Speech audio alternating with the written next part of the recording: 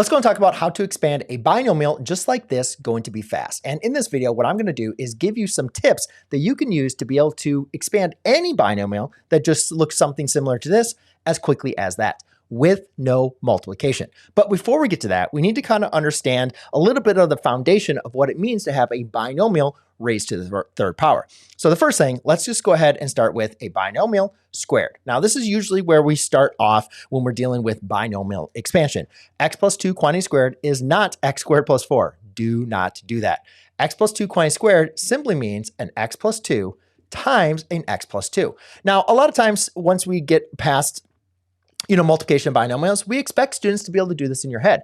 And that is a challenge I have for you if that is not something you can be able to do. But if not, that is okay, because we can always work out the expansion of two binomials by using FOIL or the distributive property, right? X times x is going to give us an x squared. That's critically important, right? These first two terms gives us this x squared, which is the same power as our binomial squared. We'll talk about that in a second. Then we're going to multiply the outer two terms. That's going to give me a 2x. Then our inner terms, that's also going to give me a 2x. And then our outer two terms, 2 times 2 is going to give me a 4. Now what we recognize is we can combine these two terms and we get an x squared plus a 4x plus 2.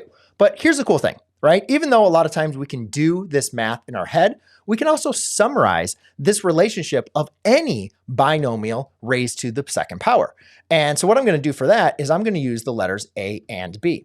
If I want to quickly just go ahead and expand, or if I want to be able to see if a expansion is what we call a perfect square trinomial, then I want to be able to look for this pattern.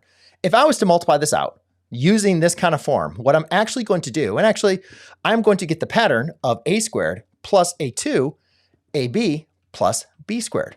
So if I want to summarize what is the binomial squared, it's going to be a squared plus 2ab plus b. And guess what, ladies and gentlemen? This pattern is going to work for squared, cubed, and to the fourth power, and to the fifth power, right? I'm not going to go down the rabbit hole of the binomial expansion theorem as well as Pascal's triangle, but I do want students to be able to recognize this pattern as well as recognize the pattern for the cube, because a lot of times this comes up quickly, right? And so if I have this, let's go and see x plus 2 x plus 2 cubed, I don't simply want to do x plus 2 times x plus 2 times x plus 2, right? Even if we're comfortable with expanding binomials, I know that this is going to be an x squared plus 4x plus 4, right? Because I can do that quickly in my head by doing the math right here in my head. But then I need to multiply a trinomial times a binomial.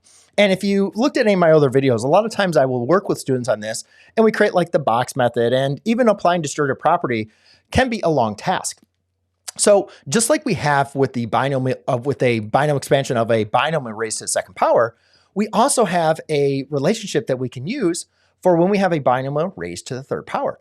And ladies and gentlemen, it's not that difficult to kind of think about or memorize.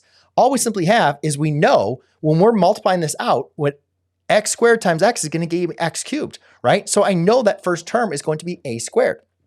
Now, the next thing that we're going to have is my next term is going to be, I'm going to have a coefficient of 3 times a squared times b plus a 3 times a b squared, and then plus a b cubed.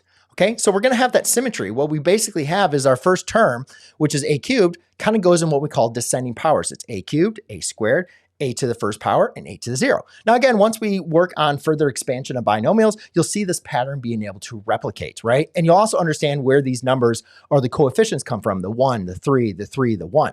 But in this case, in this video, I just want to focus on making sure you understand this relationship.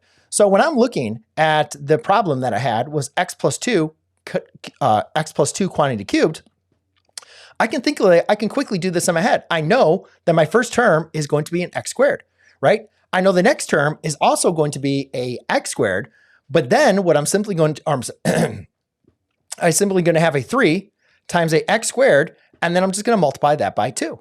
And then the next term, I'm going to have again another 3. And again, I can multiply 3 times 2 in my head, right? I wrote it down so you can see where these numbers came from. But again, when I'm looking at this, I say, all right, x, that's going to be a 3. 3 is my coefficient because that's an x times 2. Good. And then in this one, I'm going to have 3 times x, and that's going to be 2 squared, which is going to be a 4. Well, let's just go ahead and write it out there. So I'll write that as a 2 squared, and then I know my last term is going to be 2 cubed, which I know is going to be 8. So therefore, that's how I got to that original answer. An x cubed plus, come on, Miss McLogan, a 6x squared plus, that's 4, that's going to be a 12x plus 8. Now, ladies and gentlemen, one thing I get from students all the time is, Mr. McLogan, how did you get so good at math? Why did you make it look so easy? For me to be able to do that problem, it would take me forever. Ladies and gentlemen, it all comes down to practice, okay? Not just doing one example, not just watching a video or doing 3 examples from your homework. It comes down to deliberate practice. So that's why in this video, I wanted to provide you with a free practice document that you can work through problems just like this. Not trying to trick you, not trying to give you 20 problems, but let's go and work on some examples that if you do this, if you practice on trying to do this quickly and fastly, guess what? You can do it just as fast as me. Now, if you're not into doing practice or you feel like you got what you needed from this video, then check out the other videos I have for you for doing math fast or more on binomial expansion.